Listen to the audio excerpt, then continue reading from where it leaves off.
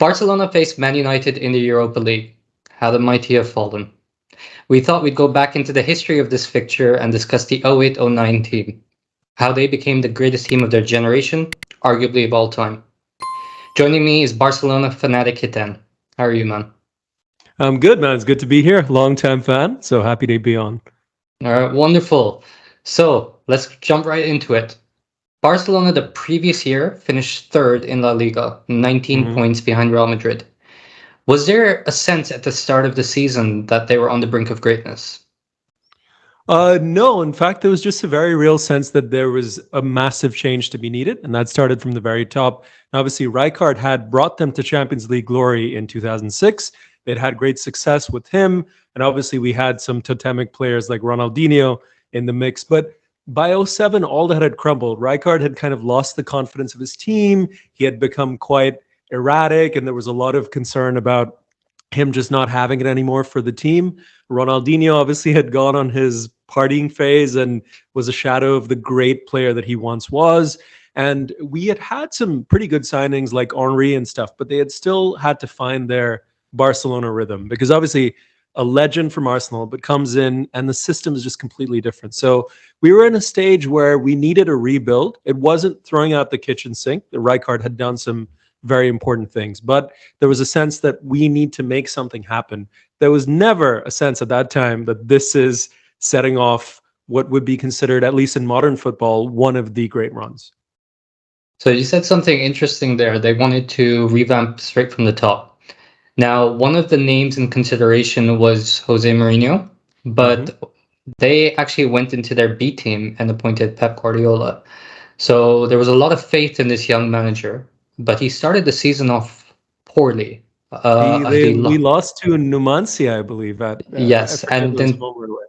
yeah, no, it was good memory, and you also drew against Racing Santander, so hmm it wasn't the best start to the season, but players were going up to to Pep and keeping faith in him. They're like, we love the way that you're playing, and even Johan Cruyff, I believe it was, also said this Barcelona team is playing great football, and he got a lot of Yeah, criticism yeah. for it. There's a great anecdote where Jordi Cruyff is watching the game with his dad Hmm. Johan, and I think not much really happens in the game. Either they drew 0-0 or something, and he's like, "What was that?" And Johan Cruyff was like, "That's the best game I've seen in years." But maybe we should go back to that pivotal decision you brought up. So it was Jose Mourinho who had a lot of Barcelona pedigree. He was Bobby Hmm. Robson's interpreter back in the '90s, and then there was this untested Pep Guardiola who was the B team coach. He was a great player. He was part of the '90s dream team and all of that, but he wasn't really a coach yet. Now, Mourinho really wanted the job. He had made no bones about the fact that he wanted this job. But Mourinho of Barca era, when he was an interpreter, was very different from Mourinho, the coach, who was much Hmm. more about physicality, about athletic excellence. He was much more like throw the big man in and let's see what they can do. He was very much about a solid line. Whereas Barcelona, with Cruyff playing this kind of spiritual godfather role, wanted to emphasize the Cruyffista philosophy, which is technical mastery, control of the ball, control of space, awareness, emphasis on smaller, more technically agile players. So Cruyff said, "Listen, guys, the guy we need is in our backyard," and that's kind of how that pick happened. And from the very get go, now Guardiola has his faults, but I don't think self belief, lack of it, was ever an issue for him. He said, "If you put me in, I will win you everything." And he did. He He did. absolutely did win them everything. But was that the only thing, the only difference in the team? You said there were some changes to the team. Who else did he bring in? Well, there was a couple of things. So one, we had Sergi Busquets come into the first team. Now Instrumental. he's kind of one of those guys like you don't really know. There's a very famous quote from Del Bosque. He's like, if you look at the game, you don't see Busquets. If you look at Busquets, you see the Yeah. game. He's very much Yeah. instrumental in the back. Messi's continued evolution is obviously you can't really handicap that or put anything to it. This is the greatest player of the modern generation, universally acknowledged, no matter what some idiots might say. And he just kept getting better and better and better. I think this was his third or fourth season in the first team. And famously, Guardiola employed him in the false nine position. So the first game, I believe, that he was in that position was the 6-2 against Madrid at the Bernabeu, right? So we Yeah. had that. We had the continued evolution of a great striker, Thierry Henry, right? And then we had someone, this is interesting because Guardiola wanted to get rid of Samuel Eto'o, right? Eto'o Mm. was a longtime, absolutely pivotal member of Barcelona, but he was kind of a temperamental guy. And Guardiola said, Ronaldinho out, Deco out, which happened. He actually wanted to get rid of Eto'o as well. Somehow, Laporta and a couple of other people convinced him to make him stay. And the top scorer that season was not Lionel Messi. It was Samuel Eto'o. He scored In the 30 league. goals. In the He was league, no, it yeah. was the second highest scorer in La Liga. Diego Forlan was Mm. the Pichichi of La Liga that year, but Samuel Yeah. Eto'o was the highest scorer for Barcelona. And Samuel Eto'o, Thierry Henry, and Leo Messi combined smashed the record for the Mm. the trio of attacking forwards. I believe they had 100 goals overall across competition. So we had that. We had a lot of luck. I mean, I don't know if we want to talk right away about what happened in Stamford Bridge. We're gonna go straight into that right after, actually. It looked like you throughout the season you had 3 losses and you had 3 draws in the league. You were absolutely sensational, right? You were blowing apart teams. You were playing Real Madrid, you smashed them 6-2 at the Bernabeu, I believe it was. It was absolutely phenomenal. But before that Champions League final, you played Chelsea, a team that over the years seems to have Barcelona's number, or at least know how to play against them. And you had a very controversial decision against them, or a lot of controversial decisions go your Well, way at Stamford Bridge. Look, I'm now a that 14 United fan. years I'm bitter about that. I'd rather yeah. face Chelsea than get smacked up by you. Now that 14 years have passed, I think pretty much any Barcelona fan will tell you there was a fair bit of luck there. There was more than one handball that should have probably gone Chelsea's way. There's a very famous, I don't know if we're allowed to swear on this, but Drogba's, it's a fucking disgrace in the end, right? Yeah, yeah, And yeah. there, it's warranted. So let's just track back. Michael Essien had a goal in that game, which had Chelsea taken the whole thing, probably would have been considered one of the most legendary Champions League goals. So like this instinctual volley comes out of Mm. nowhere. It's a blinder, right? Barcelona's going out. They have nothing. They're out of ideas.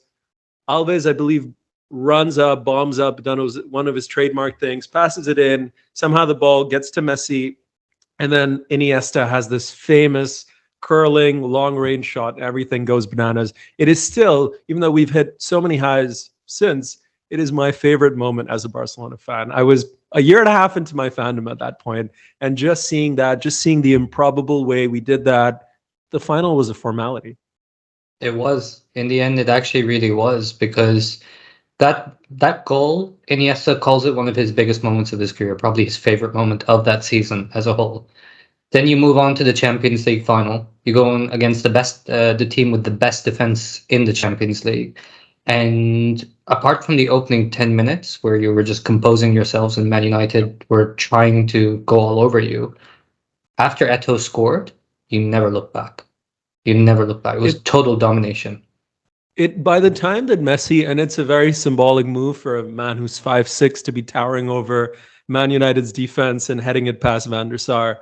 But by the time he did that, it was almost just it's a coda to what should have happened. It was sort of written. I think the game at Stamford Bridge is sort of what set it up. Now, there were a couple of nice pop culture bits in there. Right before the final, Pep showed the team this gladiator style video that apparently got them, it backfired because everyone was so emotional that the first 15 or 20 minutes of the game, they were just getting their composure. But again, Samuel Eto'o, the man that Pep wanted out, the man that Barcelona thought could not do it for them, came through again. So I think history thinks of that year as the year of when everything came together with Messi, Xavi, and Iniesta. But Samuel Eto'o is the man. Yeah, no, absolutely, I agree. And he was a man who won a treble at Inter the following year as well. Really, really underrated player. Now, final question for you. Is this your favorite Barcelona team ever? The 0809 team. Mm. In some ways, I mean, I'm a sucker for Carlos Puyol at that time. Just this absolute beast. I kind of like that play, but the high watermark of Barcelona and probably modern football has to be that 2011 team, where by the time they came to that final, again, it was just I think Carrick is the guy who's like, I don't know. I don't know what to do. I don't know what to do with this team. The symmetry, the passing, the technical understanding, the ability even at the back to control the ball. Players like Eric Abidal, players like Victor Valdez. the control they had over the game was so astonishing. I do love the 08-09 team because I'm a big Thierry Henry fan as well, and seeing him Mm, come into his own was really good. It was young love. It was Messi when Messi was still loose cannon is a wrong word for Leo Messi because it's just a different level of genius, but he still was making those like I don't know, butcha runs, right? Like I can take you yeah. all on, bring it on. He was still doing that kind of foolhardiness that only comes with youth. By the time he was 11, 12, he was supreme, but he had given up some of the childhood sort of craziness. So, yeah, I'm a big fan of the 08-09 team. I think that it builds up to what is considered, up there with Sachi's Milan or maybe the Madrid team. I wouldn't even put them that high of the mid 2010s or the Ajax of the 70s. Like, Ooh, yeah, you have four or five great teams that define a generation, and I think unquestionably Barca would be one of them. that's look, it takes me back down memory lane. I really hated that side because you played us off the park, but even I had to just look at it and like, there's nothing you can do. You just came against the best. And our O8 team, Fergie said, right? No one's given us a mm, hiding like that. I don't think he has words like that never. very easily. Yeah. No, never. And prior to his retirement, he really wanted to topple Barcelona, but that team stood on its own. I mean, a remarkable team that won 6 trophies in the end. They started the season in indifferent form, but they came to life. They were absolutely sensational. What do you guys think? Let us know in the comments below. Do you think this is the greatest Barcelona team of its generation? Or do you think was it 10-11 team? They were the best? Hiten, thank you so much. Thank you for joining. We're the substitutes. We'll see you guys next time. Cheers.